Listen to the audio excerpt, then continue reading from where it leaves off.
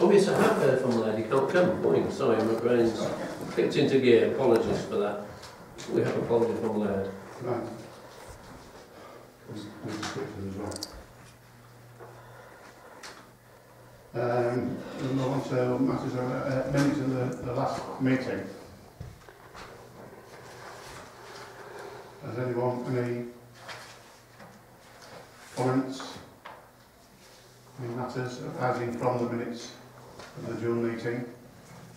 No. I suppose it dovetails in with the play area, but the CCTV footage, because it's not specifically on this agenda, but there is a note on the last minutes about the vandalism and checking the CCTV footage to see if we can identify the culprits. And unfortunately, by the time that Bethany was able to check the CCTV footage, the system had overwritten the days and the footage that we needed to potentially see. But yesterday, Steve and I went and met Bethany at Village Hall in the afternoon, and she trained me up, and I think Steve was watching as well, so trained us up on the access and usability of the CCTVs, and it's very straightforward. So, we had quite a good little meeting there for half an hour.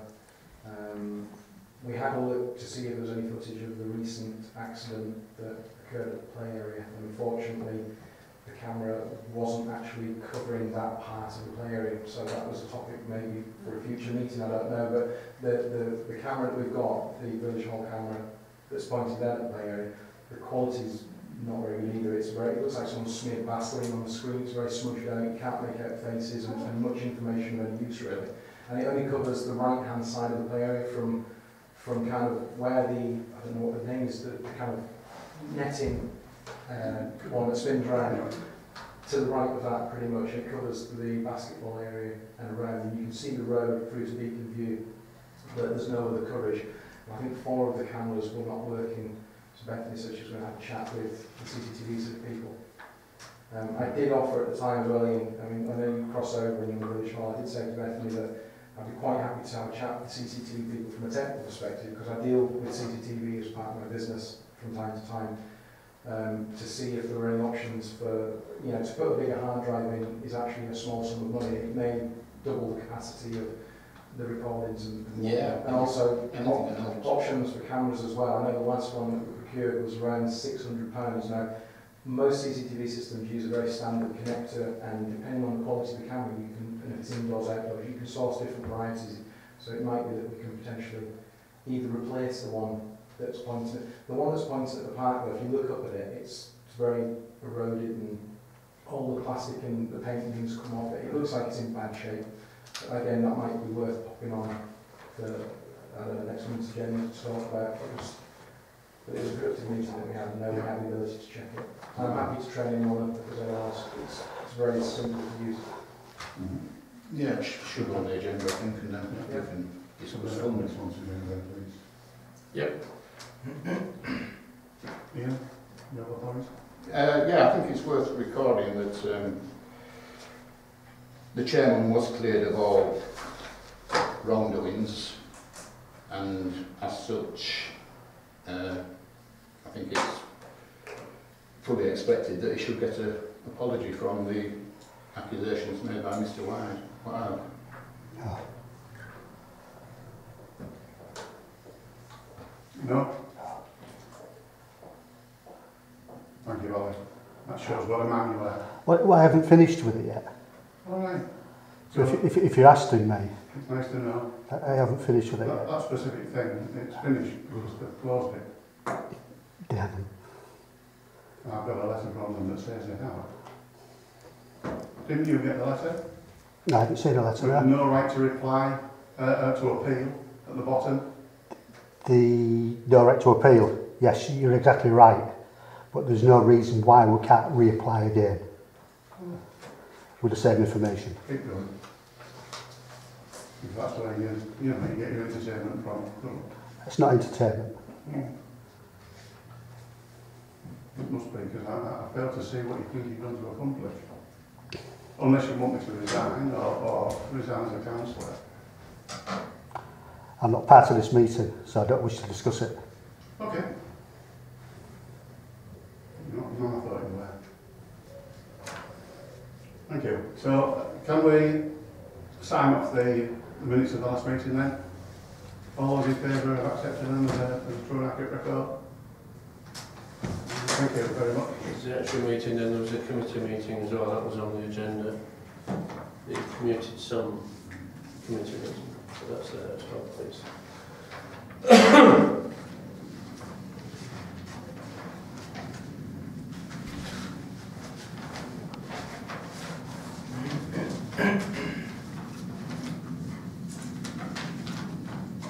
Anything else? Thank you.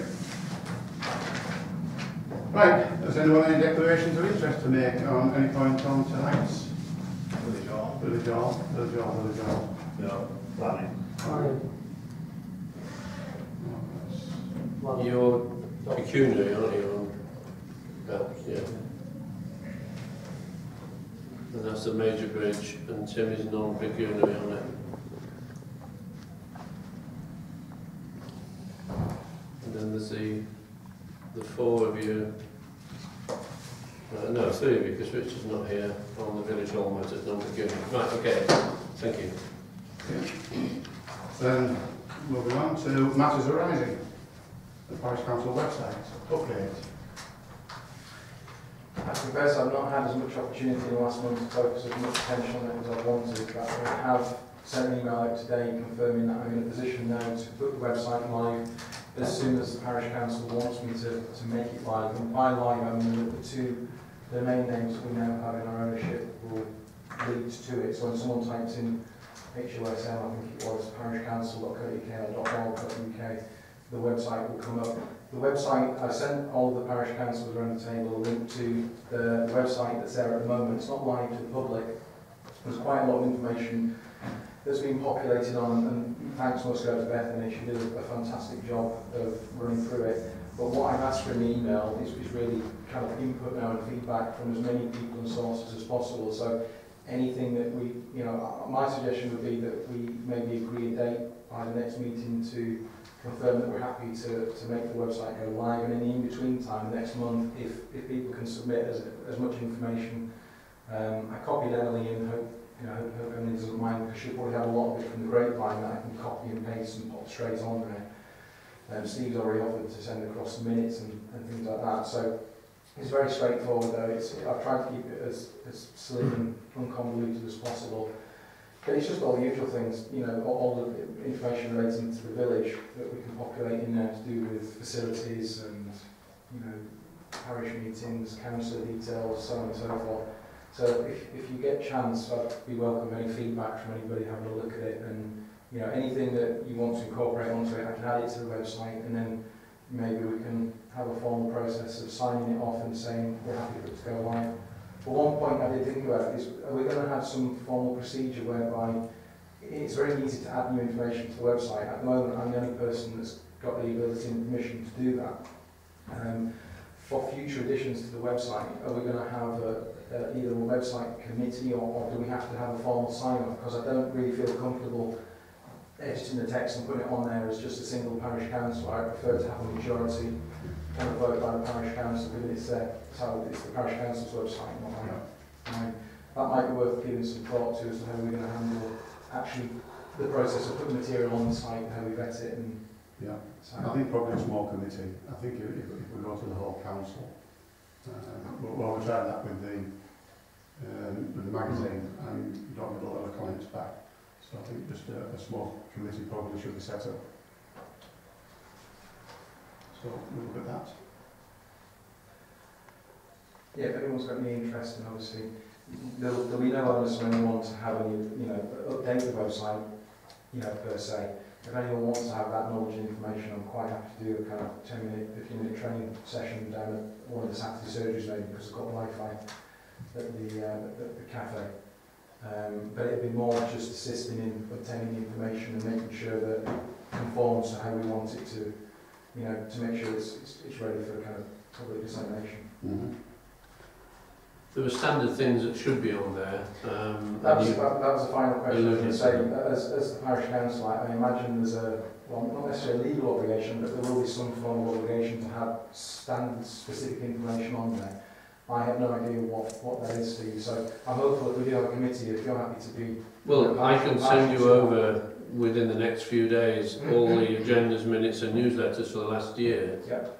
Parish councillor information in terms of names, telephone numbers, website, email addresses, or what you don't want your addresses on.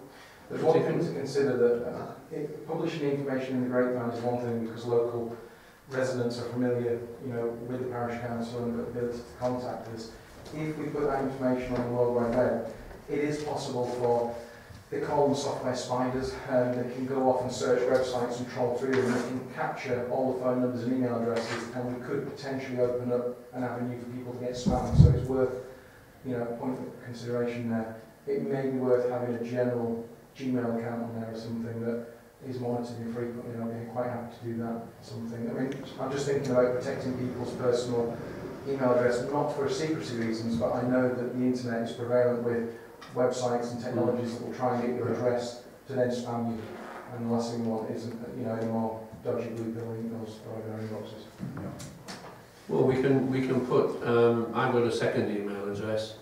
We can put that on there, or we can open up a particular email address that I've got access to that I can look at to monitor anything that comes in.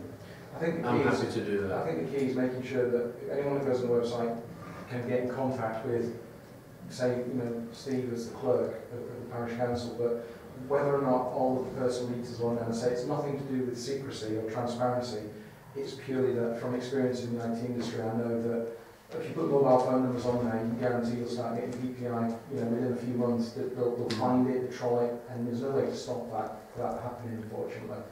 I mean, it might be a conversation for the next meeting and some food for thought, you know, before we make a decision.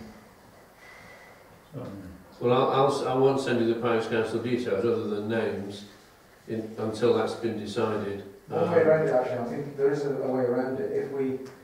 If we had an image of the contact details for parish councillors and we publish that underneath the councillor's page, these robotic software devices, they can't get that information from an image, it's very difficult.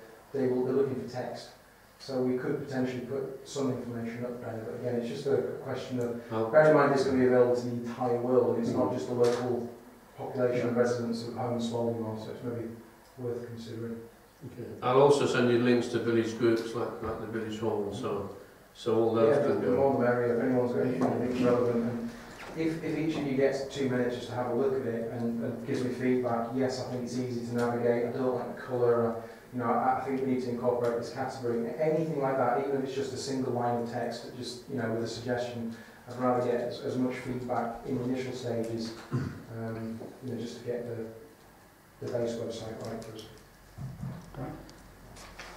Thank you. Any comments on what Andrew's just informed us? Oh. No. We'll move on then to wind turbine community funds. Nothing to report on that at all again. No. Handyman issues. Yeah, a few things if I may on that. I wrote to you saying that Steve Deere is resigning. I've since had an actual letter from him.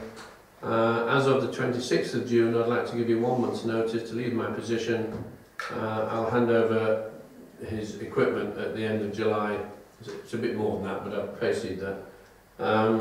So Steve will end then on the 24th of July, and I'll see him before he goes. I'll obviously sort it out with payroll and so forth.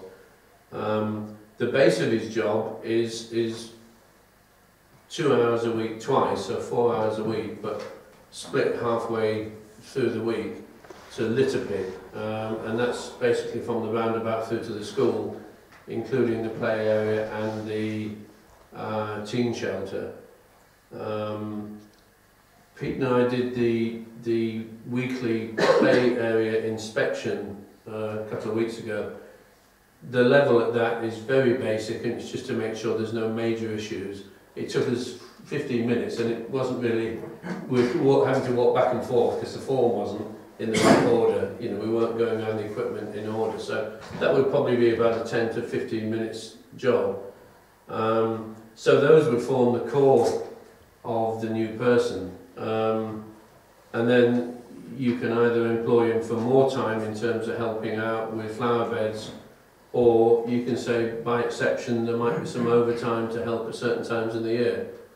And if you can decide that, then I can put together an advert to go in the Grapevine for August. And the plan would be to put that as a close date at the end of August with interviews the 7th of September. And then an interview panel would see everybody that would apply for that. And I'll prepare standard questions as I did last time, so everybody's treated in exactly the same way. Okay. Yeah. So it's basically what you want me to put in the advert.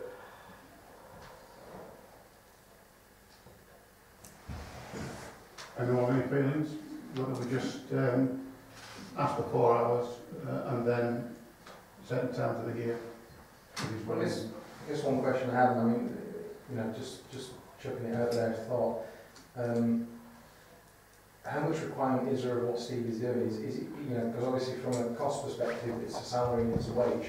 Is it possible that Peter would be able to maybe take over some responsibilities, do some more hours, obviously, or is he committed in terms of the maximum time? I'm thinking instead of bringing someone else on board, is it possible to utilise the resource that we've got already as kind of an extra job instead of bringing another employee on board? That was all I was thinking, purely from a, you know, because obviously there's an impact there. If I may, there's no on cost to employing a second person because the payroll is up to 5 people, so that's not relevant. The Parish Council in the past has said better to have 2 people because people are sick and have holidays. Right. And Peter Wiles actually gets paid more than the litter bigger, so if you give him the hours, then it would cost more. Well, Mr. Chairman, what is the position at the moment with Peter? Is he able to do the work in the hours which we've allotted him? Is he able to get through the work, or is he finding it difficult? He's pushed at the moment because he's doing all the watering for the baskets and tubs. Because if we go to the graveyard, it really isn't, you know, it's nothing near it was like last year. Can I answer that? It's wait a minute, see. Sorry, Ernest. It's overgrown, and the new graveyard isn't as tidy as it was last year. No. Is it because he was ill at the beginning of the season? Has it got out of hand? Or has he too much to do? That's what I'm trying to say. Has he too much to do in his allotted time? I've actually spoken to Peter about this, and it is a problem because of his ankle. Yeah. And he had a lot of time out when he wasn't able to cut grass as successfully as he can. Is he back to full? He's not yet. Oh, he isn't yet? He's not yet back as fit as he wants to be, as he calls it. But he is picking it up now, and I went up to the graveyard and the cemetery whenever we met, Tuesday, and he's actually done a very good job on a part that wasn't as good earlier in the month. So he is picking it up, and it'll be a little while before he catches himself up. But there is an element of the fact that he wasn't able to drive properly, but he's getting stronger by the day. And Peter being Peter has kept busy even when he had his bad ankle doing other jobs. But yeah, you are right, the graveyard and the cemetery are both not as tidy as they were last year, and that will be picked up. I had 2 complaints about it as well. 2 people have come to me and said the graveyard and the cemetery wasn't very tidy. Well, that's why, if you'd like to explain that. The Roman Catholic area of the graveyard, lots of people have contacted me about that, and this parish council has no responsibility at the moment for the Roman Catholic element of the graveyard, and that is way overgrown. I mean, we used to give them a separate grant for the Catholic graveyard, but I think it was up to when Doreen was councillor.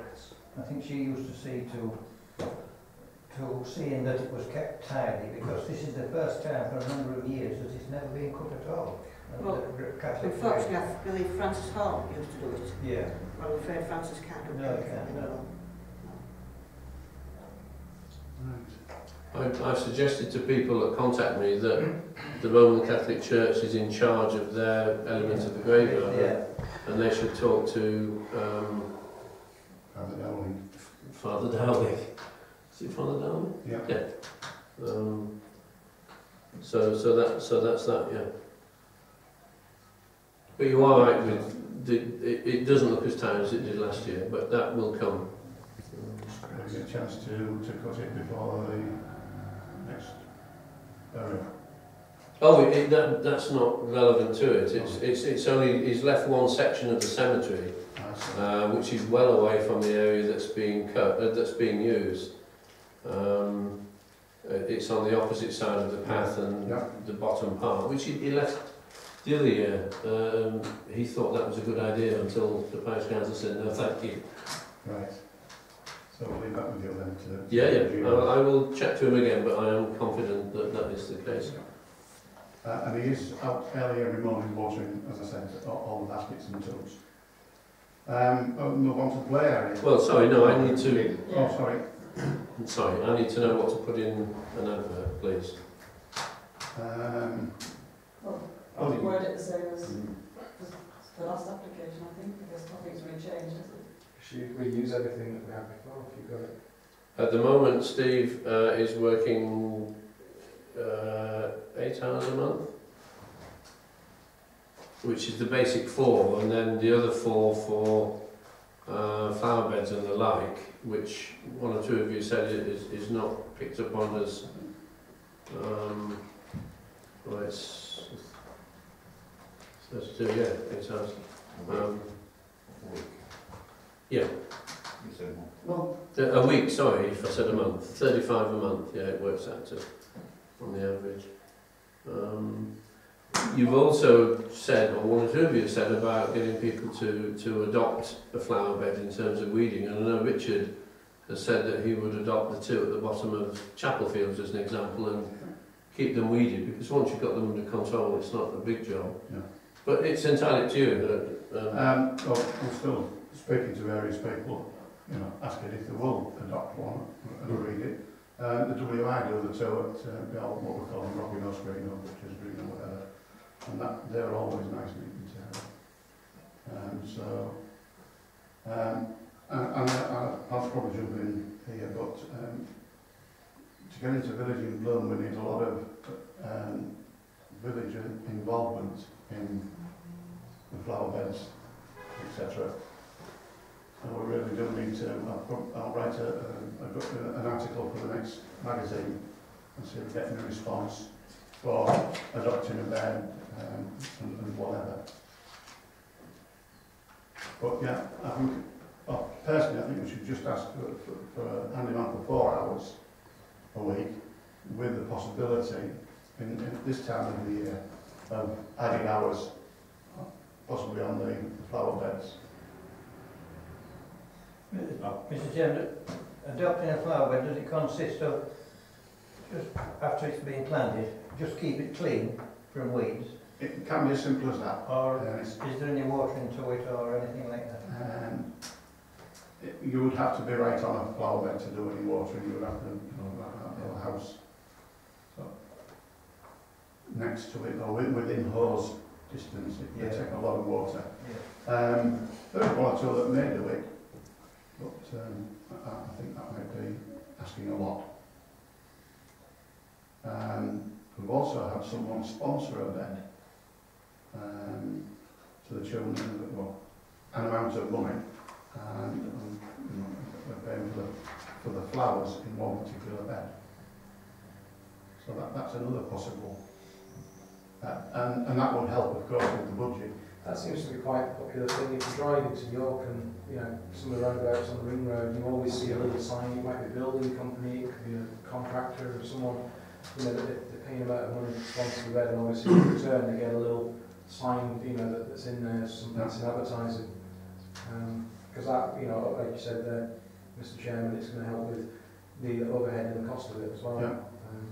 Because if we're going to get into Village in Bloom, that's an important priority. Then it may be that there's more requirement to do more above and beyond what we're doing as well. Yes, there is. So any opportunity to help the cost. Do we know how often Peter 2 needs a second home? He needs support from somebody when he's, I think, when he's putting baskets up just to hold the ladders. Definitely. And the flags. And then presumably when he does the flags. Yeah. But they're very one-off, sort of an hour here, an hour there sort of thing. Beyond that, I'm not aware of anything else that he specifically needs, unless there's a job that you say, we want that done, and he needs somebody to hold one end of it or whatever. The only other job So in is theory, we need somebody to work 4 hours plus maybe a couple of hours needed. as and when. As and when. I think, Mr Chairman, that's how it needs to be worded then in your job application. You know, if you're an extra an hour or two. And that can be defined when... I don't think that needs to be overtime, though, does it? Well, when I say overtime, Yeah. it was an expression extra time, sorry. So I think you really want you to advertising as the 4 hours, and then I think that can be explained or asked the question if we get any applicants. Yeah. They'll be interested in doing an extra hour here and there to help whenever in 90 times, Okay. rather than having it as a set 8 hours. Yeah, I don't think we've got value for money for 8 hours over the year. No, Not that. since his job changed, we definitely haven't. Yeah. Okay, so I'll prepare something, I'll let you see it before it goes into the grapevine. Okay. Thank you for that. So we'll now move on to the play area. Yeah. Sorry, yes. I'm staggered ever since the parish council have taken it over and the village hall saying we never had any problems, it runs itself, etc. Since then we've had all sorts of issues seem to be happening. The annual external inspection has happened, as you all know, and the one high-risk area was resolved the following morning when we took down some timber that was rotten, so that's safe. We made safe 1 or 2 other things at the same time. Everything else in the play area was classified as low risk, and most of it was, you know, this shackle tends to wear away, so we suggest that it's checked, you know, and taken apart and looked at. It's that sort of comment, most of it. I will run through that with Peter Wiles when we get a chance, but it's not a priority in that it is either very low or low risk. As Andrew said, the vandalism that happened, we missed that opportunity on closed circuit television. But Ian has since given some information to the police of somebody who thinks they know who it was, so the police will hopefully follow that up. That's basically it with the play area in terms of the problems. There is a meeting on the 29th of July with the Community Sum and Play Area Committee, and they're going to talk to a play officer from the East Riding about what equipment might be needed, how it might be changed, what upgrades might happen, and at that point grants can be looked at. In the meantime, I've been having conversations with everybody on that committee, but not together, because that doesn't seem to have happened, about various other elements in the play area that are non-equipment. Shall I run through those quickly? It'll take a minute. Yeah. And perhaps this is something that, following that meeting of the committee, then that might be put forward as recommendations.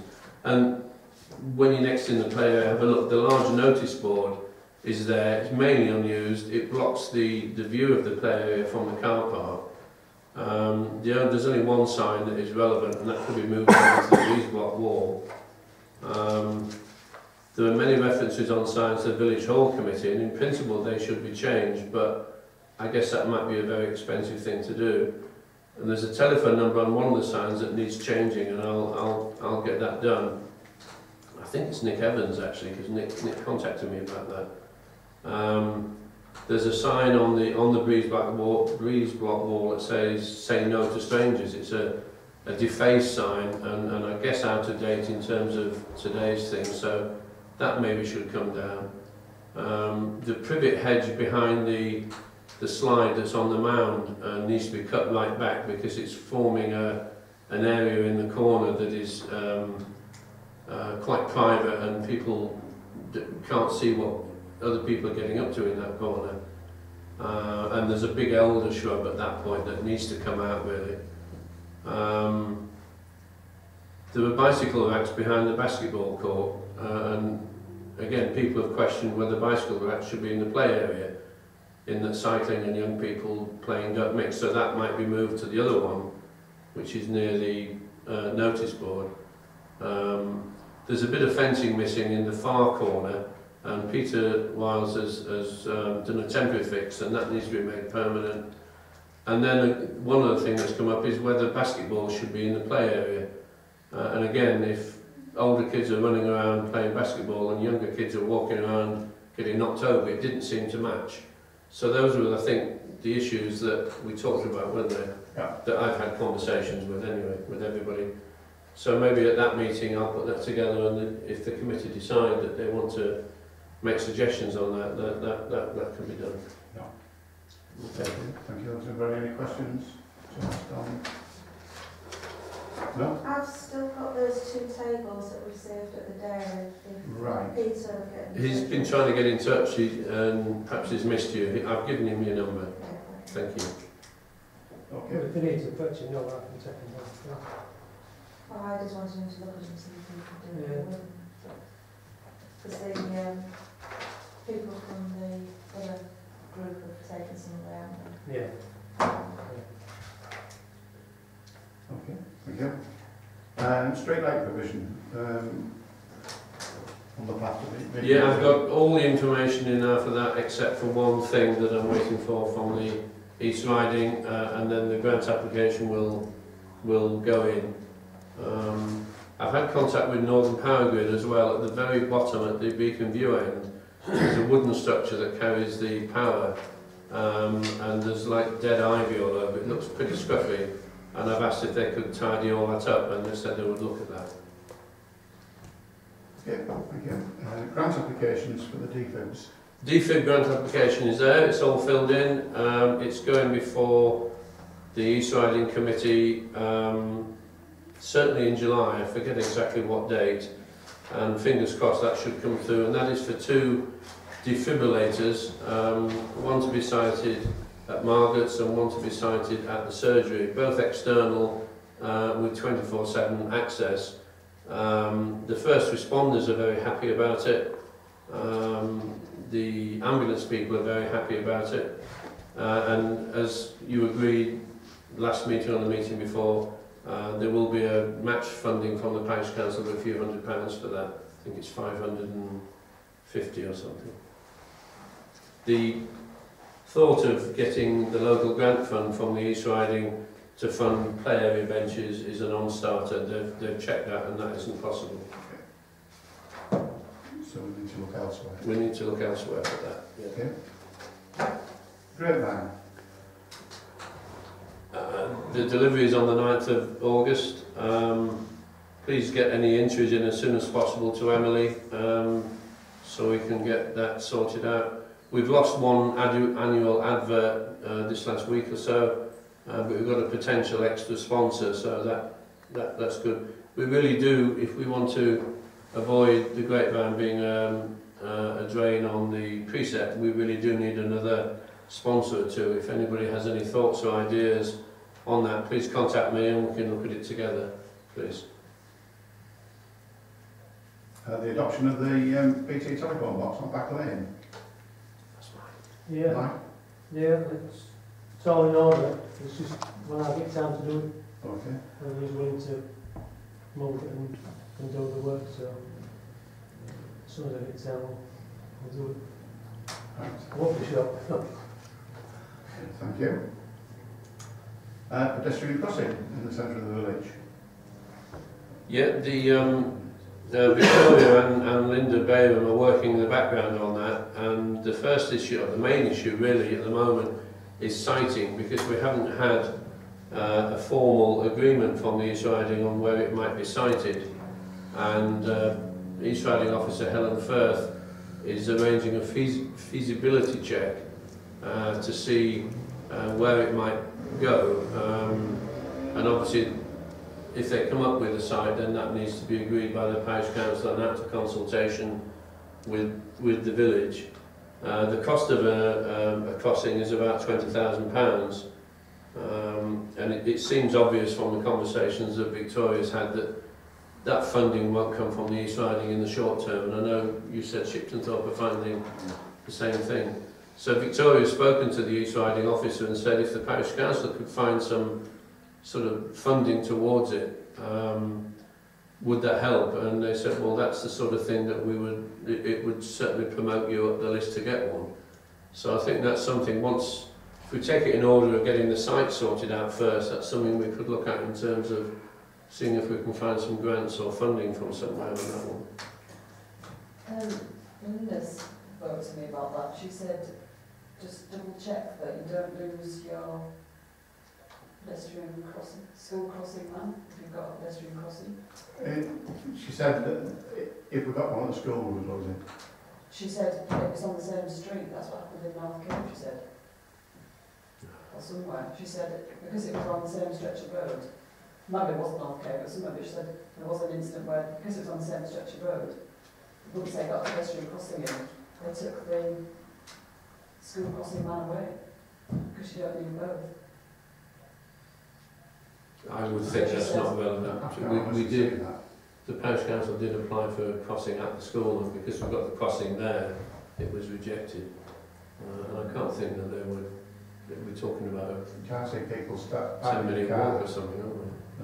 Or is it run around, walking all the way to the village? Yeah, I don't think she's right there. Don't tell her I said that. That'd be worth double checking, wouldn't it? Yeah. Better safe than sorry. Well, yeah, I'll get Victoria to, Is it? when she's talking to the... Anyone else on the crossing? Okay, so screening initiative. The wheelie bin stickers, I don't know if they've all gone out. I've got 2 people now willing to put them on, and I'll get them out to them tomorrow. I spoke to Kev Hill last night, and his contact with the parish council hasn't given him them yet, apparently. Well, they're on route. I did try to ring it tonight, actually, just putting that onto his phone. Well, mine haven't gone out yet because I only found one, which was Stan Oxford's near the Blackford, that actually had the bins on the road. Everybody else was down the snicket to yards, so I'm looking for a set lot.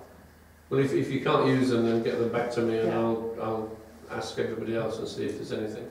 My other contact is Rusty, who is opposite the River End junction, and they'll see them from all directions there if they're coming out of there.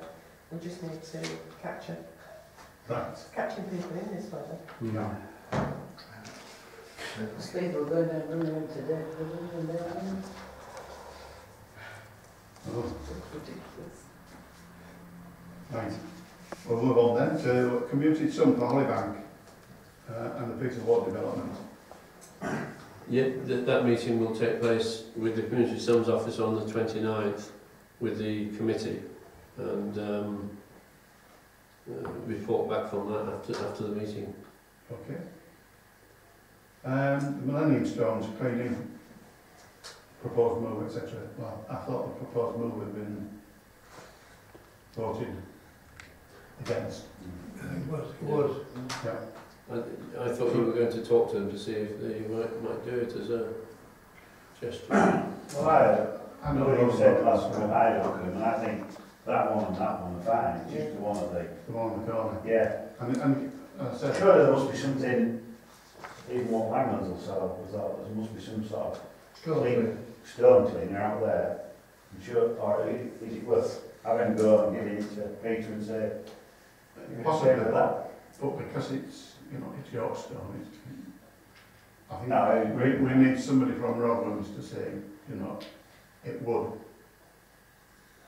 damage the stone at all. Well, would Rotherham's not be able to advise on what chemical product to use? We could try and... Yeah, they have a cleaner. Would they sell? Would they? You know, I assume it's going to be cheaper to procure some cleaner, and like Tim says, give it a go. Ask Peter maybe to do it. If we get proper stuff from them, or we find out what it is, then they do have it. When the only time I've approached them about the space of it, I don't know the lady, can't remember her name, but she just said, "I'll get two of the lads." She said, "I'll just get two of the lads to come down. Don't worry." But I think that might be a little bit expecting a bit too much. If they're busy, to come out every 2 or 3 months. But if we could buy the right stuff, yeah. Well, the initial thing might be a pain to do. It might take a few hours to bring it up, but if it was kept on top of on a monthly basis, so I'm looking at something. Isn't there something you can see with it so it doesn't get so mucky? Absolutely no idea. Like Again, those we'll stones, Like weatherproof and stuff, can't you, man? Yeah, Paint all on, sorts of stuff. It brick just walls, it's depends on clear. some Weather things shield. work on some things and on others. It might be worth Fine, researching. right. It might be worth Some work. researching like a clear protector for York stone or something that's designed to do exactly that. I'm sure Rotherham's will tell you exactly Yeah, what it's it a is. lot of No doubt. I say, the contact with Rotherham's was through the previous chairman. I remind the village like you lot. I'm going down at some point, well, this weekend, so I'll call and see Joe and ask him. Yeah? Yeah. Would you? Great. Thank you, thank you. Where are we now? The trees on Back Lane. You've had the answer from this chap Neil Lemon, and he basically is saying that they will do the work on the trees every few years, and if the footpath is in a mess, then we can get highways to clean it up. We did have an email. Debbie Bullock has sent an email today, and she basically says she doesn't want the trees to be taken out. She thinks one of them is in front of her house, and the tree outside her house provides a safety aspect as well as all the other things, from idiots who take the corner too fast in icy conditions.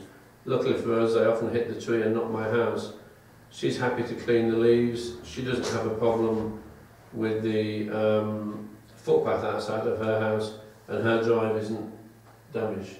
So you read the email yourself. Of course, the one next door to her is very badly It's damaged. said 34, wasn't it? Yeah, it's really badly damaged. I mean, the footpath is that much lower than what her drive is. And when she came up, she damaged the sump on her car. And some idiot came down Back Lane, swung on the corner, hit the tree, bounced off and hit Chris's car, pushed it into the house, damaged all the brickwork inside. It bounced it round again with its rear end facing her front door. The only problem we've got with Back Lane, I mean, I live on the corner on the opposite side of the road. It's a nightmare in winter. The number of times in the last 8 years since we've lived there, there have been 4 accidents. I was walking down Back Lane and the car came around the opposite direction and jackknifed and spun around, came right up on the curb. I had my dog with me. If it had been another 20 seconds down the road, I'd have been caught with the car coming straight towards me. And unfortunately, they take that corner like it's Brands Hatch. The majority of people, especially in winter, it's notorious. Not related to it, but I was going to bring up the topic of possibly gritting Back Lane again. But I know that's an old topic of conversation. But I suppose at least the trees offer some form of protection. But then, I don't know, Mr. Lemon made his case quite. He was coming at it from a health and safety perspective, and I thought that he was. When I read his email, Mr. Chairman, that he was implying that there was no health and safety problem, and if the curb is dropped by a good couple of inches, then there is a health and safety. Maybe it's highways need to be involved, or someone. Could we not get someone or petition someone? Because I know he said he didn't want to come out and have a look at it because he said he was well aware of the case. We could maybe do it with someone to come out and have a look at it and talk to the residents in the houses next to the trees. I mean, this has been going on since a lot longer than I've been a parish council, I understand. I mean, if nothing else, Debbie's comments, and then we've got another resident who's saying another thing. Is it worth us trying to push Mr. Lemon to come out and have a meeting with a parish council? I'd quite happily meet with him, it's on my corner.